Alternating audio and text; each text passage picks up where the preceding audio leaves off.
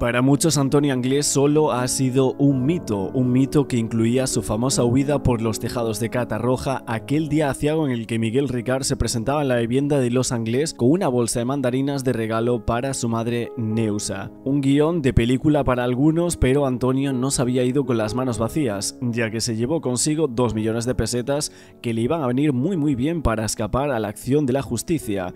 2 millones que había pedido a su madre a Bancaja para comprar un chalet a Miguel Nicolás Cortona, otro extraño famoso en cuanto al caso Alcácer y también a las personas que estuvieron como sospechosas. Y es que como en el recibo las cosas no están muy claras, lo que más o menos se entiende es que el importe del préstamo es de 2 millones de pesetas y que la cuota de amortización mensual se desglosaba de la siguiente manera: 42.471 pesetas de amortización de capital, 29.500 de intereses y 30 pesetas de comisión. O sea que tenemos una cuota total de pesetas de 72.084, como puede verse en este recibo. Tras hacer varias simulaciones, había quedado claro que el préstamo había que pagarlo en 36 cuotas mensuales y que el tipo de interés que no se veía bien era del 17,75%, con lo que el cuadro de amortización sería el siguiente que cuadra con ese recibo. En el cuadro hecho por Nozick podría verse en la columna el total de cuota, que era 72.054 pesetas, lo que cuadraba con el recibo, así que íbamos bastante bien. Luego 2 millones de pesetas, el 17,75% de interés, para devolver en 3 años a razón a pagar los días 8 de cada mes, más la comisión de 30 pesetas. El préstamo se terminaría de pagar el 8 de enero de 1996, el año anterior al juicio por el caso Alcácer.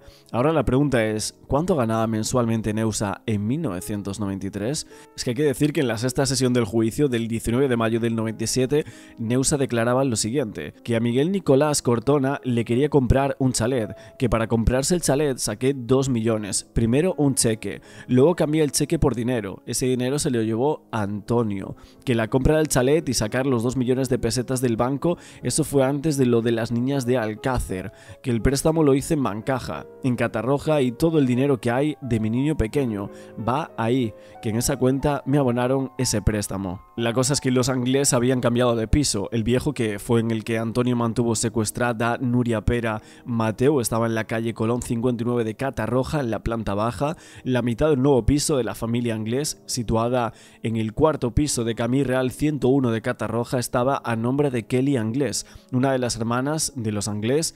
La otra divinidad estaba ilocalizable desde tiempo inmemoriales, se había escapado de casa, nadie sabía dónde vivía y había cortado totalmente el vínculo con su familia. La nueva vivienda se había adquirido mediante un préstamo de 3 millones de pesetas. Según Neusa, Antonio también quería tener algo, así que le dio los 2 millones del nuevo préstamo para deshacerse de él y que se fuera a otro lado. Así que Antonio Anglés se guardó el dinero y cuando pasó eso huyó con él mismo. Justo el día del registro de la Guardia Civil, cuando Anglés se tiró por la ventana con 2 millones que tenía guardados en la chaqueta desde no se sabe cuándo.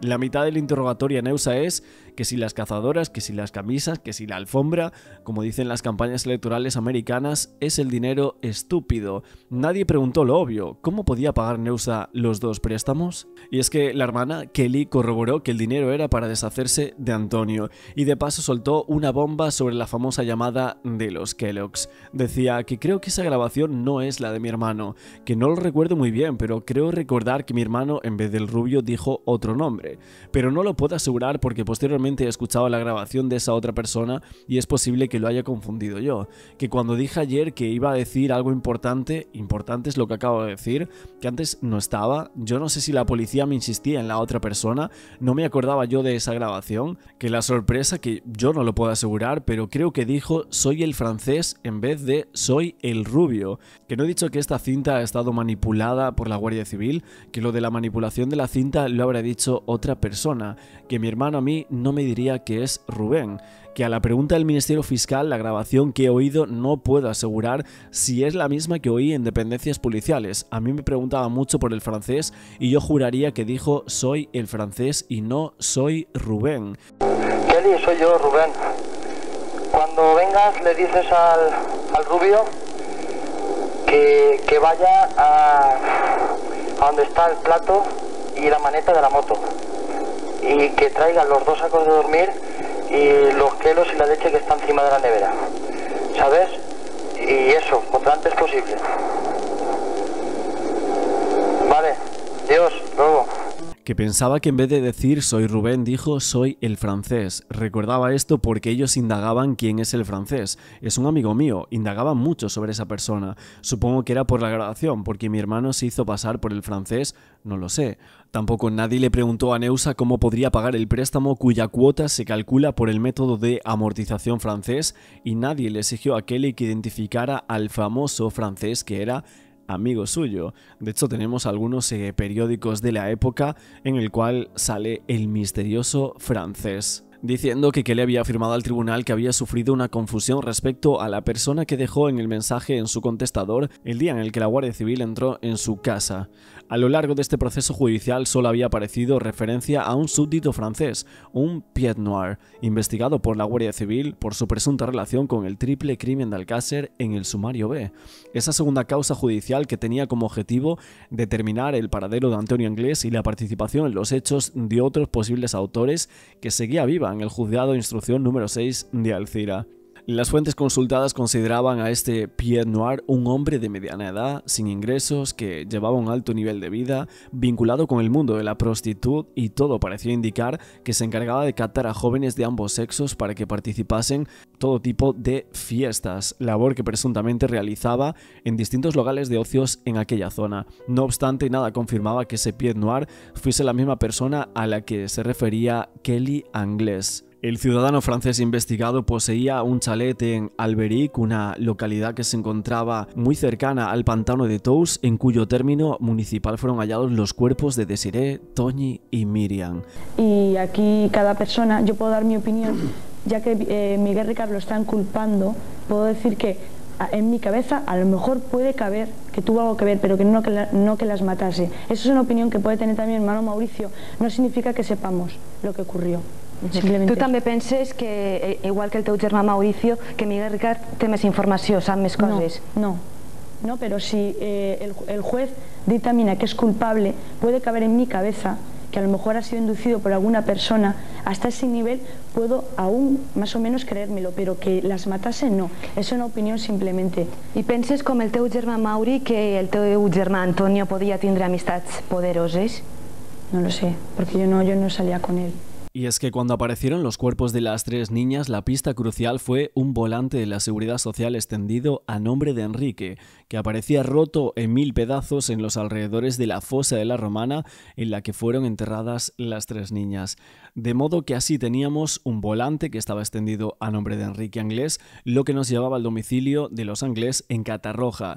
El segundo punto era que Miguel Ricard, amigo de la familia de los Anglés, aparecía en el domicilio en el momento del registro. Se le detenía y tenía justamente un coche blanco. El tercer punto es que Cano y Badal, los testigos de Picassent, habían declarado haber visto justamente un coche pequeño blanco, y Badal incluso va más allá y asegura que las niñas subieron al coche en cuestión. El cuarto punto es que Miguel Ricard no quiere declarar, pero luego hace 1001 declaraciones e inculpa de los asesinatos a Antonio Anglés, hermano de Enrique, y asimismo de una de las Viol. El quinto punto, Antonio Anglés jamás aparece, siendo teóricamente protagonista de una huida imposible por medio mundo. Y por último, sexto punto, Antonio Anglés es culpable porque lo dice Miguel Ricard, y parece que hay muy pocas evidencias de su culpabilidad. De hecho, tampoco hay pruebas que impliquen a Ricard de cierta manera, salvo sus múltiples declaraciones inculpatorias. Y para muchos hasta aquí sería la versión oficial. Vamos a volver también a las viviendas de Neusa. Primero en Catarroja, la calle Camí Real 109, vivienda puerta 4 en la planta 4, 114 metros cuadrados, y los titulares eran Neusa Martín Díaz, una mitad indivisiva en pleno dominio, Dolores Anglés Martins, una mitad indivisa con carácter privativo, adquirido el 19 de diciembre de 1991. Y luego el segundo, en Catarroja, calle Calvario 32, bajo puerta 2, 96 metros cuadrados, y el titular era Neusa Martín Díaz, la totalidad en pleno dominio, adquirido el 14 de septiembre del año 2000. Parece que para comprar este último piso, Neusa pidió un nuevo crédito a Bancaja, esta vez de 24.000 euros, pero ¿quién era el mago de las finanzas que estaba detrás de todos los proyectos de inversión de la familia Anglés? Parece que era Kelly, que ya desde los 18 años tenía una sólida educación financiera. Según ella, si alguien necesitaba consejo al respecto, ya sabía qué puerta tenían que llamar. De hecho, en una entrevista para Allegra Mag, intentó explicar sus peripecias bancarias, pero se olvidaba mencionar la cuota de 72.000 pesetas mensuales del préstamo de 2 millones para su hermano Antonio Anglès, y también se le olvidaba contar cuál era la inversión financiera que pretendía hacer con el chalet de Cortona antes de que el dinero pasara a manos de su hermano. Tras leer la entrevista, lo que nos quedaba en claro era que Neusa estuviese pagando 3 hipotecas, una suya de la que faltaban 120.000 euros por pagar y otras 2 de su hijo Ricardo, ya fallecido. ¿Y cómo pagaba Neusa esas 3 hipotecas? Porque los ingresos conocidos de la familia son los de la madre, de profesión matarife de pollos en Saconda, un matadero de Catarroja, donde ganaba unas 70.000 pesetas mensuales trabajando 14 horas diarias, y los de Ricardo Anglès Martins, que cobraba una pensión por invalidez de 40.000 pesetas mensuales originada por una escayola que había llevado durante 11 meses sin que nadie se preocupara de quitársela. Tan solo la cuota de amortización del préstamo a Antonio, esos 72.000, se comía por aquel entonces toda la nómina mensual de Neusa y algo más. Si tenemos en cuenta que también tenía que atender la cuota de amortización del préstamo de la vivienda de Camí Real, llegamos a la conclusión de que no le era posible pagarla. Pero esto no es lo más grave. Lo que hay que explicar es cómo es posible que Bancaja le autorizara el préstamo de los 2 millones cuando estaba pagando otro anterior de 3. Y lo primero que hace un banco antes de conceder un préstamo es asegurarse de que lo puede pagar, aplicando unos porcentajes sobre los ingresos mensuales. Más del 100% está claro que no cuela. Y es que parece que no tiene sentido, y como suele decirse, lo que no puede ser, no puede ser, y además es imposible. Salvo en el caso de los Anglès, que contaban con Kelly, la maga de las finanzas, a la que se le descuadraba toda la operación por un quítame allá ese recibo de préstamo de 2 millones.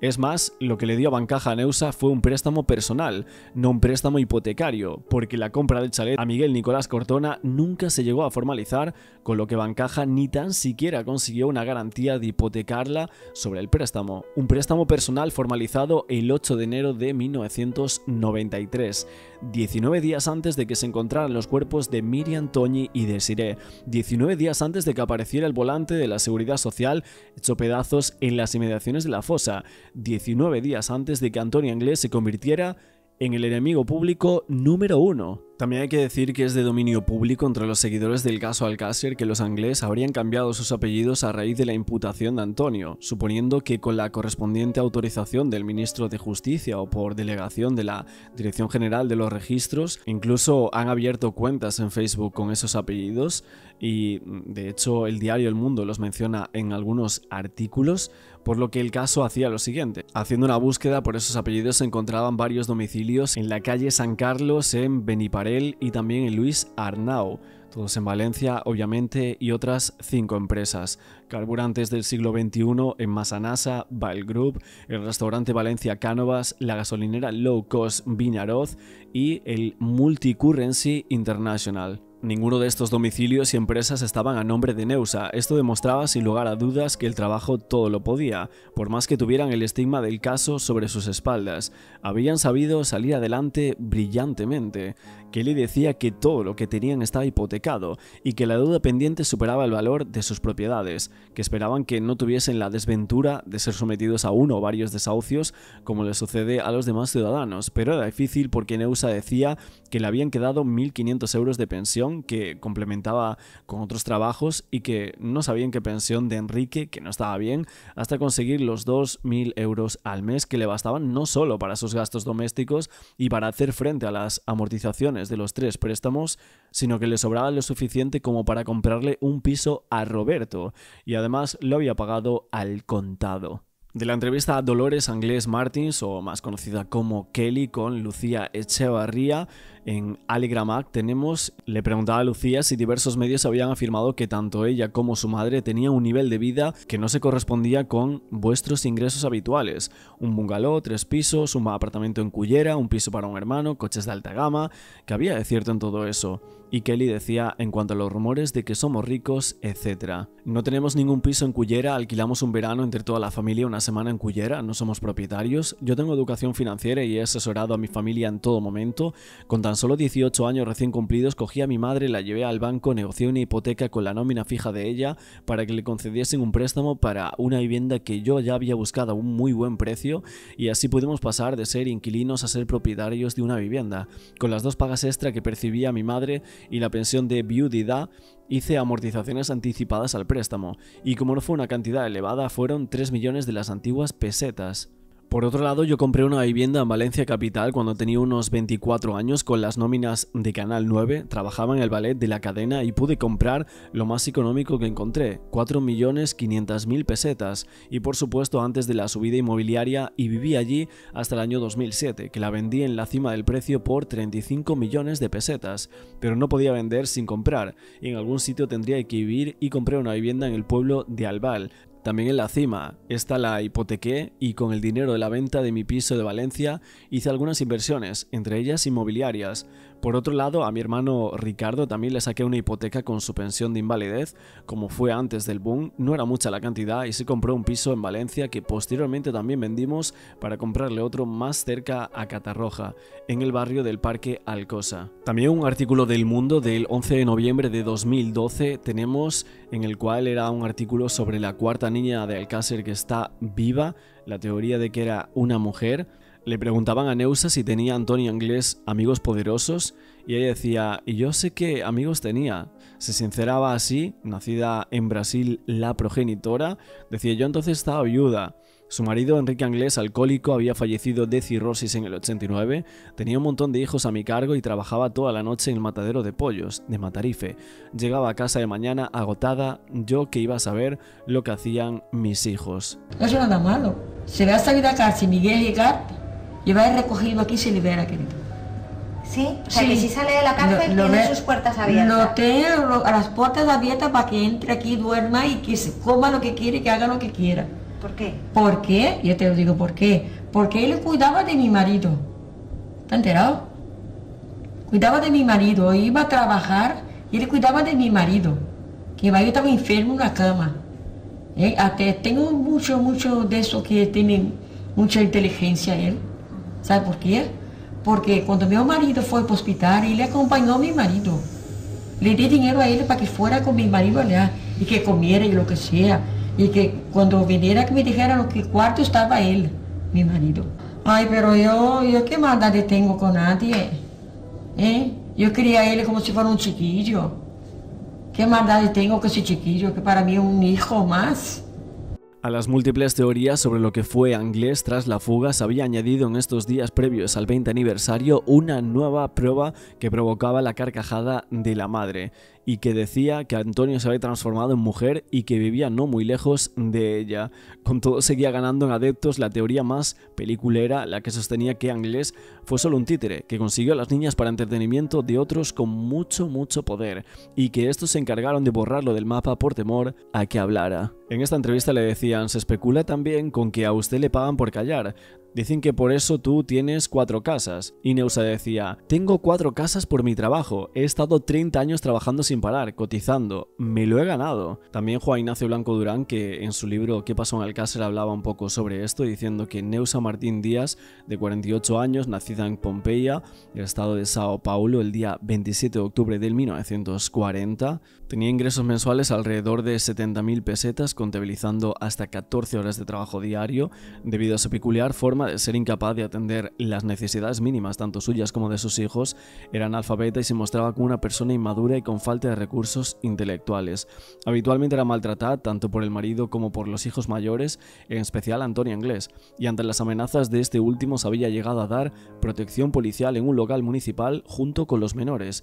Tenía interpuestas varias denuncias por malos tratos y robo contra su hijo Antonio. Obviamente uno de los mayores misterios del crimen de Alcácer sigue sin tener respuesta y es ¿dónde está Antonio Anglés?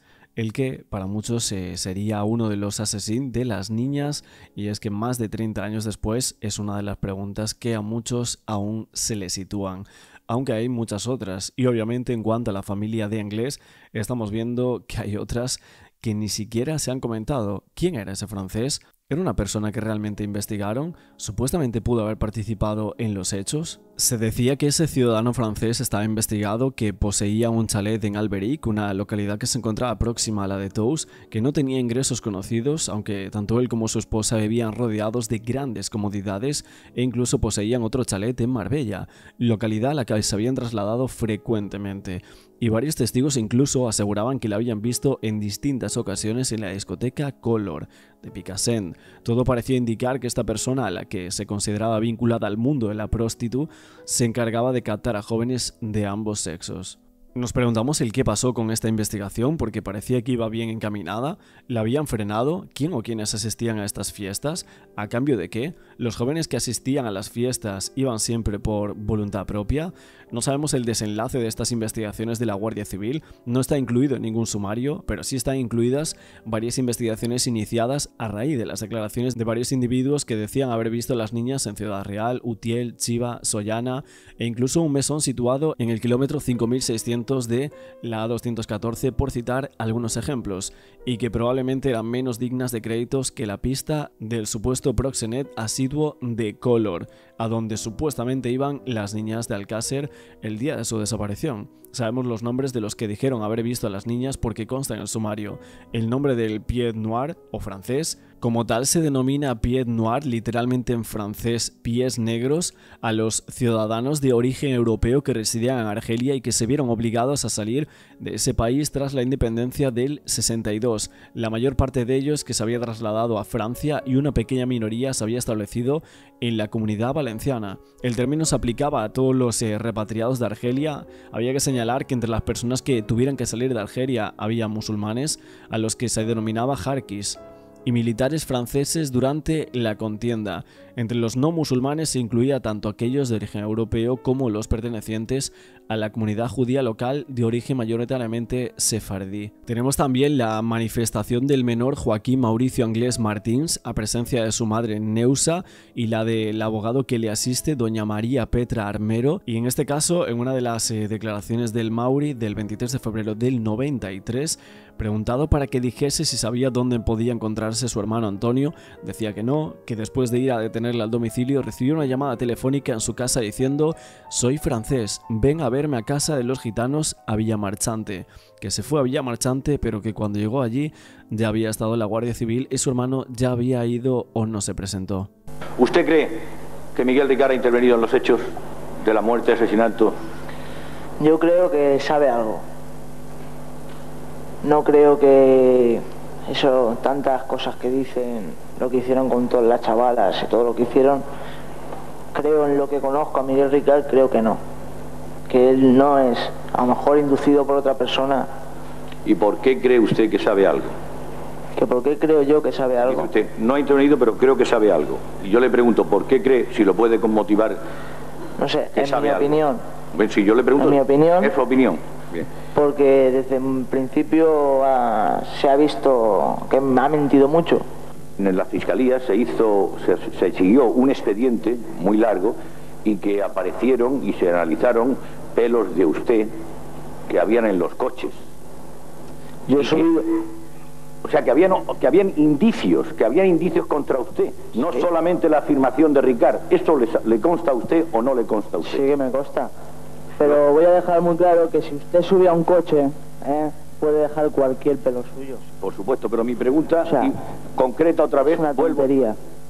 ¿Dónde estaba usted el día 13 de noviembre de 1992? ¿Eso qué día es? El día que desaparecieron las niñas de Alcácer. Pues no sé, drogándome o robando por ahí, no sé. No me puedo acordar cómo... ¿Y el día antes? Tampoco me acuerdo. ¿Y el día de después? ¿Usted recuerda hace 4 años y medio? No, yo le estoy preguntando a usted con la venia del tribunal. Yo no lo recuerdo, no recuerdo. En otra declaración del 4 de julio de 1997, el letrado de la acusación particular, Santiago Ibáñez Gómez, juramentado y advertido legalmente, declara: esta persona, que era el capitán de la Unidad Orgánica de Policía Judicial de la 311 Comandancia de Valencia, que tenía facultades como tal mando, mandaba en la unidad orgánica de la Policía Judicial, decía que respecto a ese señor constaba en el sumario intervenciones telefónicas autorizadas del novio de Kelly, que seguramente firmaría el auto de petición, pero solía firmar casi todos porque era el responsable de la unidad y pensaba que aquellos días se decidió intervenir su teléfono porque se podía dirigir a Antonio Anglés, al novio de Kelly, que el francés había salido mucho, pero a nosotros desde el principio nos constaba soy Rubén, el francés había sido a posteriori. Kelly, soy Rubén, dile al rubio.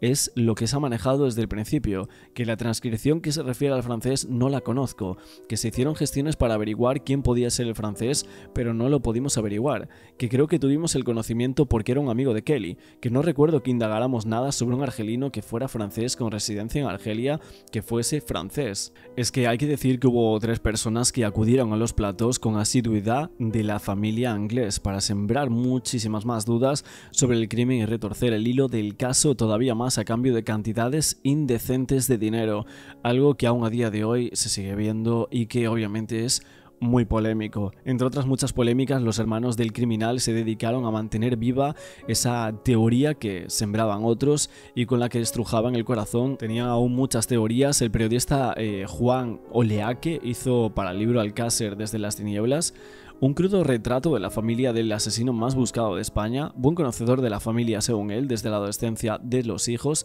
dedicaba unas interesantes palabras a Enrique Anglés, uno de los hermanos más polémicos del caso. Su nombre estuvo vinculado con el crimen porque aparecía desde el principio ese volante médico descubierto. Enrique fuera detenido y la policía entonces descubría su retraso cognitivo y su inocencia dentro de los hechos, a pesar de que él mismo aseguraba en uno de sus habituales delirios haber acabado con las niñas porque había estado con ellas en una discoteca y éstas habían negado a tener relaciones con él. Oleaque decía sobre Enrique que dentro de sus limitaciones a veces tenía momentos de lucidez y que a día de hoy vivía con su madre y parecía haberse vuelto muy violento, pero Neusa nunca quiso que Enrique ingresara en un psiquiátrico como sí ocurrió con otro de sus hijos. Junto a ellos que vivía Roberto, otro de los hermanos, enganchado a las sustancias y en fase de no recuperación en su momento. Kelly, el seudónimo tras el que vivía y seguía viviendo Dolores, fue uno de los rostros de la familia más populares por esa extravagancia y sus polémicas apariciones en tele. Siempre oculta tras una peluca rubia y esas gafas de sol, y según su versión, su hermano, al que acusó de maltratarla, había fallecido. Y es que la vida de Kelly, como la de toda su familia, cambió por ser la hermana de Antonio Anglés. Perdió su trabajo y aprovechó todo el dinero que ganó en televisión para irse a Las Vegas, donde decían que había trabajado como artista de cabaret. Una de sus últimas apariciones en televisión fue en el año 2012, cuando apareció en el talent show de Telecinco Tú sí que vales, y protagonizaba un momentazo televisivo al recibir la dura crítica de Risto Mejide, diciendo «Has hecho el más grande de todos los ridículos». Y otro polémico nombre alrededor del caso era el de Mauricio Anglés, con el que se especuló como posible partícipe en el triple crimen. Miguel Ricard chantajeó a la familia en su momento para tener un careo con el joven desde la cárcel, pero finalmente el joven no llegó a ser imputado por los hechos, aunque duramente todos estos años las dudas sobre su vinculación han persistido. Lo cierto es que en lo económico la familia Anglés, que ahora utilizaba el apellido de la madre Martins, les había ido muy bien. En este sentido, Mauricio destacaba por gerencia de restaurantes, titularidad de otras empresas y gasolineras, pero esto no hizo estar exento de algunas polémicas, como la de que acusaron de extorsionar y agredir y retener durante horas a un empresario. Al margen un poco de los medios, estas son algunas de las cosas que rodean a la familia Anglés y por supuesto muchas de las dudas. ¿Quién era ese francés? Realmente no existía la voz de... Y es que, como os digo, hay demasiadas dudas en cuanto a la familia Anglés. ¿Por qué aparecieron de esa forma? ¿Era cierto todo lo que se contaba sobre ellos? ¿De dónde salía todo ese dinero? Las 3 niñas de Alcácer se dirigían a una fiesta escolar en una discoteca. En esta gasolinera se perdió su pista. Durante 75 días, el pueblo entero se movilizó para buscarlas. Las esperanzas de encontrarlas sanas y salvas quedó malograda cuando un apicultor descubrió, por casualidad, el lugar donde habían sido enterradas. Las pistas conducen a 2 nombres, Miguel Ricard y Antonio Anglés. Ricard ha complicado su cierre, dando distintas versiones de lo sucedido.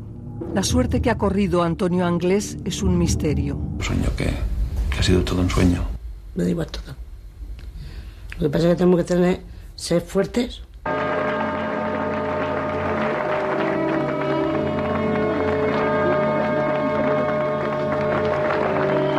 13 de noviembre de 1992. Miriam, Toñi y Desiree, 3 menores de entre 14 y 15 años, se desplazan desde Alcácer a la discoteca Colors en Picassent, hasta que una vecina del mismo Picassent asegura que subieron a un coche blanco. Ahí desaparecen. 2 meses después aparecen los cuerpos a unos 30 kilómetros del punto de desaparición. Habían sido brutalmente torturadas y asesinadas. A veces he dicho que a lo mejor son las niñas, ¿no?, lo que están dándome esa fuerza desde el cielo. Lo único que tenemos en esta vida son nuestros hijos y nos los están matando. Un volante médico hecho añicos en la escena del crimen pone a la policía sobre la pista de Enrique Anglés y posteriormente sobre Antonio, su hermano, el que lo había usado realmente. Antonio Anglés ya es un viejo conocido por la policía y su familia coincide en el carácter violento del entonces joven de 26 años. Mientras que mi hermano le pegaba y le quitaba el dinero, mi madre se hizo 100 cartillas del banco porque mi hermano se las quitaba. En el momento de la detención en su domicilio, Anglés consigue huir y no vuelve a aparecer hasta el día de hoy. Pero a quien sí detienen es a Miguel Ricard, íntimo amigo de Anglés e implicado por un mensaje en el contestador donde Antonio le propone, en clave, una vez fugado, un punto de reunión. Ricard confiesa el crimen. Durante el juicio se desdice de su confesión alegando presión policial, pero resulta condenado a 170 años de prisión por el crimen de las 3 niñas, aunque solo acaba cumpliendo 21. En 2013 es puesto en libertad y a día de hoy sigue negando su participación. Yo esperaba la absolución, soy inocente. Yo no era ese animal que querían vender, sino una persona a la que acusaron sin pruebas. 32 años después nos seguimos haciendo la misma pregunta. ¿Dónde está Antonio Anglés? Hasta aquí la primera parte de lo que sería este programa, hablando en fiesta de Antonio Anglés. Las mismas preguntas de siempre, evidentemente con el relato oficial, nada más allá. Y es que a mí me parece que el tema de Antonio Anglés, la supuesta fuga, yo sinceramente siempre he dicho que la recuerdo como muy extraña, todos los puntos que hay. Hay algunos que parecen como fantasiosos, o sea, toda la fuga en sí es una fantasía difícil de creer para muchos y que extraña a la mayoría y que luego no se sepa aún a día de hoy su paradero ni que se aproxime a ello. La verdad es que es algo que a muchos nos parece demasiado llamativo y después de que Miguel Ricard es cierto que siempre sostuvo que él no lo hizo, que Antonio Anglés fue, pero también deja la estela de la duda de que fueron otras personas. De hecho, otros investigadores llegan a pensar que uno de los hermanos de Anglés, uno de los pequeños, pudo haber participado en los hechos, pero todo eso son teorías de todo tipo que salen en muchos medios de comunicación. Es cierto que nosotros en algunas ocasiones hemos hablado de otros casos que tienen similitudes con el caso Alcácer, como Macastre, como bueno, otros casos de la comarca valenciana en aquellos momentos, que sinceramente sí que hay puntos que podemos entrar en conexión para analizar lo que sería el caso Alcácer. Nos seguimos haciendo la misma pregunta y seguimos sin respuesta, Richard. Y seguimos sin respuesta. Y tal día como hoy, 14 de diciembre de 2024, en 5 años, Antonio Anglés se habrá librado, es decir, prescribirá el caso. ¿Por qué prescribe tan tarde? Porque bueno, el asesinato tuvo lugar en 2013, tardan 20 años en prescribir, tendría que ser, perdón, en el 93 tendría eso que te iba ser... a decir, 2013 no. 2013 es cuando prescribiría. Pero en 2009, la familia de Antonio Anglés está muy vigilada, pues la policía, notó como unas llamadas extrañas de uno de los miembros de la familia, en este caso la hermana de Antonio Anglés, Kelly, a Estados Unidos, a Las Vegas. Entonces hicieron una especie de, un estudio, nos hicieron esto para ver si podría ser Antonio o no, y en realidad pues luego... Y ahí se le da más tiempo a la investigación, claro, a partir de ahí, prescribe y se reabre más. Y se reabre, como esto fue en 2009, pues entonces dan 20 años más y acaba siendo 2029, es decir, tenemos 5 años. Pues ojalá Claro, que aparezca esta persona que ha causado tantísimo daño y que esos padres siguen sin encontrar la paz, claro. Sí, y en cualquier caso prescriben el 29, pero es que ahora se siguen analizando a través del ADN, como eso sí que esa técnica ha cambiado tanto, se recogen las evidencias que ya se habían recogido en su momento, o sea, las pruebas, y se analizan con las nuevas técnicas. Entonces, basta que haya alguna cosa que llame un poquito la atención para que rompa este silencio, digamos, y volvamos otra vez a hacer... Así como Así como hubo algo en 2009 que hizo que el contador se pusiera a cero, a lo mejor en estos 5 años pues encuentran algo que pueda volver a... Claro, pero este caso lo hemos llevado y lo seguimos llevando en nuestro corazón. Éramos unos niños, tú no habías nacido, pero nos impactó muchísimo. Y las veces y las hipótesis que hemos escuchado, Richard, sobre el paradero de Antonio Anglés. Saber cómo el barco se va hacia Dublín. Entonces, pasó por el País Vasco, ahí no bajó y viajó como polizón. Aunque se escapó una vez, vallaron el camarote desde fuera para retener a Antonio Anglés, pero la sorpresa es que cuando llegaron a Dublín había escapado. Presuntamente uno de los marineros irlandeses le tuvo que ayudar, presuntamente. Y a partir de aquí empiezan las teorías. A Dublín se sabe que llegó. La primera de ellas es que se quedara en Dublín.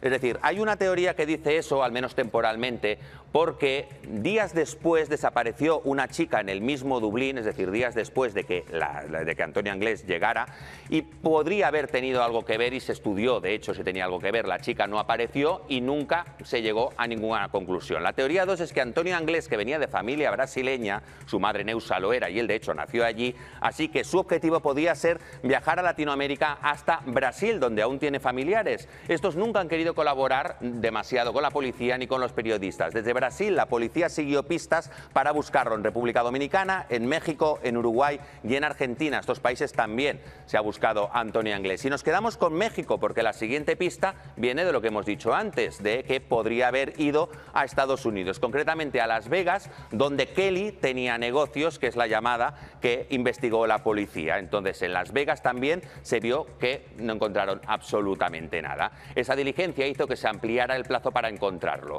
Entonces la última teoría, que es una teoría que aunque la policía le busca como persona viva, es de las grandes opciones que siempre se han barajado, es que Antonio Anglés esté muerto, o sea, esté fallecido. En Dublín, por ejemplo, se investigaron varios cadáveres sin identificar y alguno de ellos pues podría haber sido de Antonio Anglés, pero de momento no se ha tenido ningún resultado. Como tal, el tema de la teoría de que murió en Dublín, en esas aguas, etcétera, cuando intentaba escapar y en ese momento ya no lo encuentran, es porque había muerto en aguas irlandesas, pero en este caso hay muchas personas que llegan a creer que Antonio Anglés murió, pero ni siquiera pudo salir de Valencia, ¿no? Es un poco la teoría que hay. De hecho, algunas personas piensan que él no se pudo fugar como dicen, que no existió tal fuga y que evidentemente ya murió al momento de estar en Valencia y ni siquiera pasó por todos esos puntos, como el tema de Lisboa, que luego dicen lo de las huellas y tal, pero realmente está como muy puesto en duda, ¿no? Todo el relato de esa persona, porque luego decían que si le había pagado a ese toxicómano para que diera unas declaraciones, y ese es un punto de la historia que ahí vemos que hay bastantes raíces y que por el momento cuesta bastante creerlo tantos y tantos años después. Y Miguel Ricard, es cierto que de Anglés poco ha hablado, y lo que ha hablado evidentemente había sido muy malo. Y así es todo lo que ha habido durante estos años para poder dar con el paradero de Antonio Anglés. Pues qué desgracia, vaya incertidumbre. No, hombre, yo estoy convencido que en el hipotético caso de que este señor siguiera vivo, estoy convencido de que hay altas posibilidades de que al final lo acaben cazando, porque la policía lo sigue buscando. Lo que pasa es que hay que tener en cuenta que seguramente... Bueno, probabilidades de que lo acaben cazando, sinceramente, a mí me parece que hay bastantes pocas. O sea, yo soy de los que piensa que sí que está muerto Antonio Anglés si no lo hubiese encontrado. O sea, era el 1992, 1993, 94. O sea, estamos ahora mismo en 2024, por favor. Que no hubiese encontrado a una persona que salió de aquí y que luego, ¿qué ayuda iba a tener Antonio Anglés? O sea, la pregunta es, ¿qué ayuda pudo haber tenido? ¿De quién? ¿Cómo? ¿Su familia tenía trapos sucios y que tuviese muchas influencias como para dejar escapar a una persona así? Una persona que estaba siendo buscada por la Interpol, etcétera. Es que, sinceramente, hay poca gente que se pueda creer la historia de Antonio Anglés. Que no fue hace tanto, que fue hace 30 años, o sea... Es que, claro, aquí estamos hablando de una cosa, un caso de unas niñas de ese pueblo de Alcácer, etcétera, que fueron tortur, que fueron viol, etcétera, asesinat, un espantoso hecho que la verdad es que las autopsias son de lo más horrible que jamás se ha visto en la historia de España, y que evidentemente estas personas que supuestamente son los criminales cerrados de este caso, pues resulta bastante raro de creer. Bastante difícil, ¿no? Que una persona solo sea el que finalmente estuvo en la cárcel, y no tanto tiempo, de hecho, por esa barbaridad que le hicieron a esas chicas, evidentemente. Se habrá sometido a operaciones quirúrgicas para cambiarse el rostro, tendrá una identidad falsa porque en Latinoamérica es muy fácil de conseguir este tipo de identidades, y luego quien sí que pagó fue su cómplice, Ricard, Sí. que además tiene aún causas pendientes con la justicia. Cumplió 20 años. Sí. Bueno, la Fiscalía ahora le está Y está. acusando... La Fiscalía ahora le está acusando de tráfico de drogas porque le pillaron mercadeando con droga en Barcelona, en un narcopiso. Y él hace relativamente poco publicó un libro donde, bueno, por un lado sí que reconocía, pero por otro lado daba pie a las teorías de la conspiración que Pero se han hablado. que reconocía, Él nunca porque reconoció. siempre ha dicho que fue inocente. Él reconocía que estuvo implicado en esta situación, que eso sí que lo dijo en su día, y él lo que hace de alguna manera es airear las teorías de la conspiración, que obviamente son falsas. Pues vaya mierda de libro, ¿no? ¿Cómo? Que vaya mierda de libro. No sé de qué libro están hablando aquí, la verdad. Creo que habían sacado un libro hace poco sobre Miguel Ricard y demás. Pero bueno, en cuanto a Ricard, es cierto que para muchas personas que siguen el caso, para unos simplemente fue el conseguidor, pero para otros solo fue un chivo expiatorio. O sea que sabemos que Alcácer es muy grande, es un puzzle de 1000 piezas. Yo siempre lo he dicho. Obviamente Antonio Anglés es casi como la punta del iceberg, porque un prófugo desaparecido que dicen que fue literalmente la sentencia del caso Alcácer dice que él fue el mayor perpetrador, ¿no? de los hechos, ¿no? El que ideó todo, básicamente. Y bueno, al final no tenemos a ese perpetrador, a esa persona que ideó esos macabros hechos, y luego evidentemente para muchos Miguel Ricard en realidad sería el que ideó todo, etcétera, ¿no? Pero bueno, hay múltiples teorías, ¿no? Yo muchas veces he pensado un poco en todo, pero sí es verdad que Ricard a mí siempre me dio muy mala espina, la verdad. Había cosas que Miguel Ricard dijo que sinceramente parece que solo podría saber una persona que estuvo allí y que vio lo que le hacían a esas niñas. A este caso a la situación que fue terrible y dolorosísima, y estuvimos toda España pendientes del triste desenlace, hay que añadir y destacar la actuación del padre de Miriam, creo recordar, que eso dificultó muchísimo todavía más esa investigación, y por supuesto, y hay que decirlo, que la Guardia Civil en aquel momento evidentemente no tenía los medios de hoy en día, y fue bastante chapucera ha pasado en muchos hacer la investigación. Y hay un dato muy importante, que es que en la escena del crimen no aparecen restos biológicos ni de Anglés ni de Ricard, tampoco de ninguno de los dos. Y esto es algo que ha tenido a la justicia muy preocupada, de ahí a que sigan investigando los temas de ADN. Pero es que, vamos a ver, es que en todo este... se me ha ido ya lo que... lo que os quería decir, no, que lo que realmente llama la atención es esa tercera persona que dijo el juez que existía, porque sí que habían unos testigos que le vieron, vieron que estaban comprando bocadillos en un bar para 3 o para 4, y ellos eran 2 supuestamente. Entonces el juez sí que deja constancia de que hay una tercera persona, que posiblemente ha existido esa tercera persona.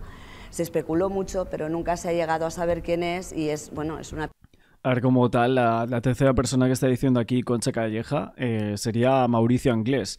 Supuestamente esto, vamos a decir, fue algo que se especuló mucho, más que nada porque en alguno de los testimonios de la mujer del bar, ¿no? Que era el bar Parador, que luego años antes había sucedido lo de Macastre, y también tiene unos paralelismos bastante grandes con ese caso, que a mí siempre me llamó la atención, el mismo bar, que que fueron los chicos de Macastre. Luego lo tenemos en el mismo caso Alcácer. Y bueno, las similitudes que hay con el caso Macastre, que si no las sabéis y tal, lo tenéis también en otros vídeos que hemos sacado, que sinceramente dan bastantes escalofríos. De hecho, siempre se pensó que algunas personas habían participado en los dos casos. Incluso se llegó a decir que Miguel Ricard había participado en Macastre, pero luego también en Alcácer. Pero bueno, todo esto no está confirmado, evidentemente, ¿no? Y por otro lado aquí, lo que dice de esa supuesta tercera persona, para algunos investigadores es que ni siquiera habría una tercera persona, sino que habría más, ¿no? Podemos hablar de Miguel Cortona, se habló mucho de él, de Mauricio Anglés y de otras personas que fueron investigadas en su momento, que en el sumario aparecen muchísimos sospechosos, evidentemente, ¿no? Y se tomó declaración a muchas personas, al nano, ¿no? Creo que era, y a los hermanos de Antonio Anglés, a muchos de ellos, y ninguno de ellos al final pudo ser, ¿no? Esa tercera persona, ni no se condenó a nadie por esos hechos, ni participación, etcétera, etcétera. Por lo tanto, el único que fue condenado fue Miguel Ricard a todos esos años de cárcel, que luego en el año 2012 salió de prisión. Pieza clave incluso en la desaparición de Y Anglés. de hecho, se ha dicho dos siempre. personas que podrían saber mucho sobre el tema, que son dos hermanos de Anglés, fallecieron el año pasado, los dos con diferencia de un mes, Sí, que fueron Mauri, que es el cierto. pequeño, que se sospechó en algún momento que podía ser esa tercera persona, Bueno, el Cayutasca y para su Enrique, hermano de casa. claro, y Enrique, Cuando que era apareció la Guardia Civil. el hermano que se investigó a primera instancia porque Bueno, era la pues, receta suya. Tenemos 2025 ahí hasta 2025.